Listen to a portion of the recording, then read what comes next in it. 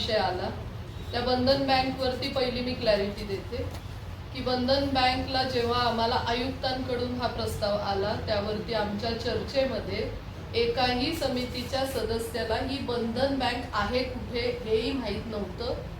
त्या पलीकडे मी आता एवढा वेळ मोबाईल चालत ह्याच्यासाठी होते की मी ते स्टॅटिस्टिक्स काढले, त्याही पलीकडे जाऊन आपल्या जो कर्मचाऱ्यांचा आत्ता निधी आपण हा 20 कोटीमध्ये आणि दुसरा GST निधी 10 कोटीचा अशी जी ठेवी होती याची सुरक्षितताची जबाबदारी जास्त प्राधान्याची आहे। यापूर्वी जेव्हा आपला हा प्रस्ताव आला होता आपल्या समाजातून अनेक आपल्या लोकप्रतिनिधींकडून ह्या सूचना वारंवार आल्या की तुम्ही तिथे कुठल्याही प्रकारची रिस्क न घेता आपल्या ज्या बँका आहेत त्या नॅशनलाइज असू देत किंवा ज्या आपल्या DSIB आहेत त्या बँकेंना प्राधान्य द्यावं। मग या चर्चेनंतर समितीच्या चर्चेमध्ये सर्वप्रथम माझी सखोल चौकशी किंवा कुठल्याही अभ्यासाशिवाय मी कुठल्याही निर्णयाला जात नाही, त्याप्रमाणे मी महाराष्ट्र शासनाचा GR मागवला जो आपल्या शासनाकडे दिलेला असतो। त्यामध्ये नॅशनलाइज बँकेसोबत ज्या काही डोमेस्टिकली सिस्टमॅटिक इम्पॉर्टंट बँका आहेत यांची यादी आम्हाला मिळाली। मग त्यामध्ये बंधन बँक होती।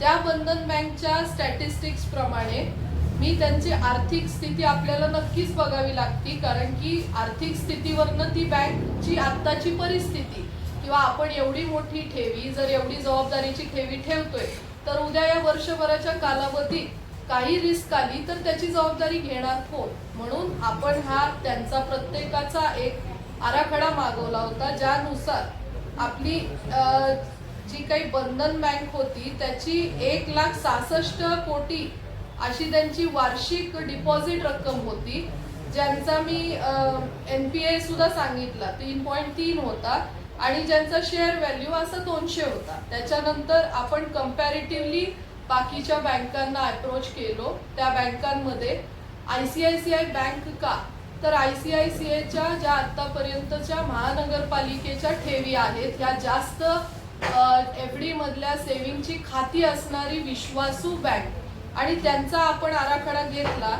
29 लाख कोटी त्यांची डिपॉझिट रक्कम, त्याच्यानंतर त्यांचा वार्षिक ट्रिलियन रेव्हेन्यू ज्याला म्हणतो 2.2 ट्रिलियन आणि त्यांचा शेअर मार्केट रेट हा 1415 असा आराखडा आला।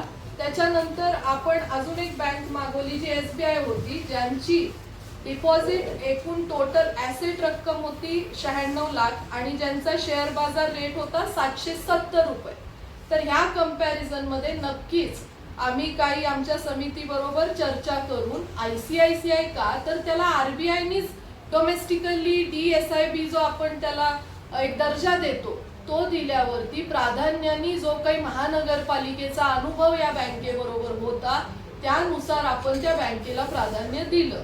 आता यामध्ये मला एक सांगायची गोष्ट आहे की जर आमच्याच कुणाच्या पदाधिकाऱ्यांचं डिपॉझिट आम्हाला ठेवायचं FD करायची तर आम्ही त्या बंधन बँकला निवडू का? नाही निवडणार। आम्ही सेफ बँक, सेक्युअर्ड बँक निवडणार। त्या प्राधान्याने ICICI निवडली। आपण मला SBIचं म्हणणं मांडलं तर याही पलीकडे मी अजून एक जाऊन सांगू इच्छिते की यापूर्वी ज्या काही ICICIनी दिलेल्या ठेवी होत्या किंवा नॅशनलाइज बँका ठेवी देतात याच्यामध्ये ICICIचा रेट 6.25 होता। आपण त्यांच्याशी चर्चा करून हा 6.60% आणला।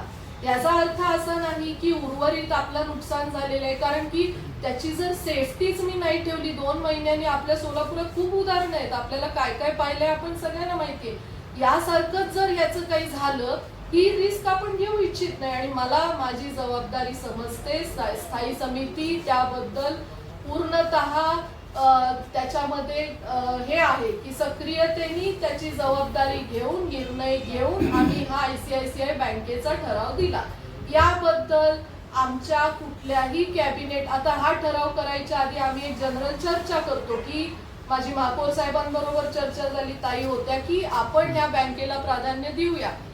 आम्ही जेव्हा मागच्या महिन्यात आलेला AU स्मॉल फायनान्सचा विषय आला, आयुक्तांकडून आला, 14 कोटीचा आला, तेव्हाही आम्ही सगळ्यांच्या म्हणण्यानुसार हो म्हणलो होतो। पण इथे कर्मचाऱ्यांचा विषय आहे, जबाबदारीचा विषय, त्याच्यानी एवढा आर्थिक स्टडी करून अभ्यास करून हा निर्णय दिला याच्या पलीकडे जर कॅबिनेट मधल्या कोणाला ह्याचा विषय चर्चा करायचा होता, त्याला प्राधान्याने महापौर आहेत, अध्यक्ष आहेत, नेते आहेत आणि मी आहे.